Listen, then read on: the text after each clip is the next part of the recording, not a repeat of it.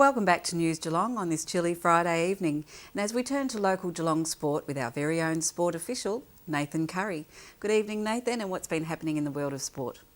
Quite a bit's happening, Meryl. First up in sport tonight, News Geelong's man of the Geelong and District Football League, Cal Lowther, caught up with Bannockburn coach Ross Dillon after their loss to Bellpost Hill last Saturday. Ross, obviously very, very disappointed with the effort. The boys, not full-quarter effort at all, really struggled to get into the game. Yeah, well, our start wasn't where we wanted it to be, and obviously you guys were here, you saw the effort we put in, and we tried to set a standard, and that's just not up to our standard at the moment, and we're not happy with it at all, so we'll have to rectify it next week. Where do you thought you broke down today? I thought our midfield got killed. We just weren't first to the ball. They got it out, put us under pressure, especially when we're kicking with the wind early, put pressure on our back line, and we had to fight back from that, and it was too hard when it's coming down all the time. Do you feel there was a lack of effort from your players across the field, especially competing in marking contests and stuff like that? They just seem to be second to the ball. It was hard to say. I wasn't really watching because I'm out there involved, but from where I was seeing a few times, it did see that Bellpost Hill just wanted it a bit more than us, and really that's what it comes down to. When you play big games, they want it more, then you're in trouble. Got a massive game next week. What are you going to tell the boys at training? How are you going to sort of prepare for that one? We just refocus. So we're a young group. We won't dwell on it.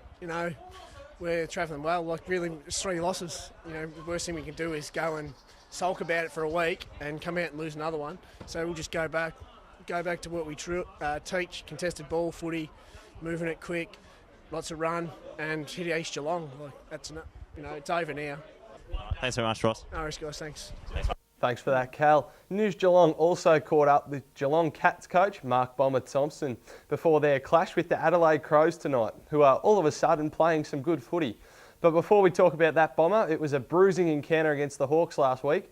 Are there any changes? Well, Meaney's back. Joel Corey's back in, so there's 2 changes. And at this stage, that's the only 2. Good to have the big hairy cat one back in.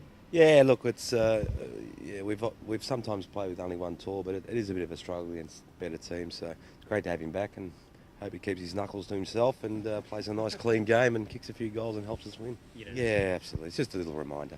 The landscape's changed even again from 2 or 3 years ago. It's just you just have to really remain a clean skin, and that's what we expect of all our players from this point going forward. Joel Corey was a late withdrawal, but could he have played? Well, our problem was that we had a 6-day recovery, then backed up by another 6-day recovery, and he wouldn't have played 3 games in 14 days or whatever it works out to be. So, he could have played last week if we had 7 days recovery for this game, but I think as it's worked out, he's returned to play.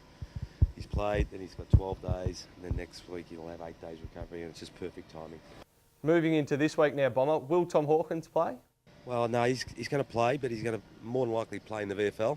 And the reason is not because he's not good enough to get a game in the AFL. It's just that at that level he can just go at his own pace, and we can play him at the right amount of time, and he can just get his confidence, playing in the VFL. And then I've got no doubts he'll be in the AFL the week after if he gets through. As I said before, the Crows are certainly up and about. Do you see this as a danger game? Yeah, it is. Yeah, they've won 6 out of the last night, and they're playing terrific footy. So it's always hard to play and win in Adelaide. So we're going to have to play really well. I think it should be a good game, but that's the sort of game we want anyway. We want one of those games every week we play. So yeah, it's a great challenge. I think they're doing everything better. They're certainly running better. They're playing with more confidence. They're moving the ball quicker, and they're still defending quite well, which they've always been able to do. So they're just you sort of look at the year about 8 weeks ago, and you sort of had a feeling by then when we played them that they would be up and about, and they certainly are. Max Rook is over in the US at the moment. Have you been updated on his situation? Yeah, he's going really well. He, the guy that we're in training with has been pleasantly surprised and very confident that he'll overcome the injury. And it's, if that works out, it's been a great exercise, one very worthwhile. A bit early to tell, but I know that he's doing a lot more work over there than he was doing here, and we'll get some feedback, and we'll follow the guy's training program in the hope that he gets a full recovery. No, I don't think it's too many needles of cow's blood or rooster blood or anything like that. It's more The guy who we sent him to is a rehab specialist. He rehabbed Tiger Woods' knee when he reconstructed that. So we've spared no expense. We've tried to search out the best person in the world who could help him, and we're getting some very good results. Matthew Stokes had a blinder last week. Are you happy with him since his return from suspension? Yeah, I think I was quoted earlier that when Matthew comes back to playing for the Cats after his suspension, then he would be a really good player for us, and he hasn't let us down. He's just working really hard, doing some tremendous team things, and he's getting the results, and we're getting the results for sticking by him and supporting him.